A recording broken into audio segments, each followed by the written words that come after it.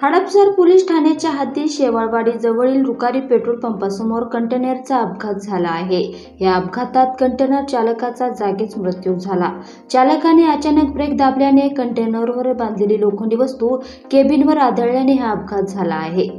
गुरुवारी 16 मे रोजी रात्री 11:15 वाजायच्या सुमारास ही घटना घडली। तुळशीराम गोविंद करे वय 42 राहणार नंदेश्वर मंगळवेढा सोलापूर असे मृत्युमुखी पडलेल्या चालकाचे नाव आहे। पोलिसांनी दिलेल्या माहितीनुसार लोखंडी मालाने भरलेला कंटेनर पुण्याहून सोलापूरच्या दिशेने निघाला होता। शेवाळवाडी येथील रुकारी पेट्रोल पंपासमोर कंटेनर आला असता अचानक वाहन आल्याने चालकाने ब्रेक दाबला।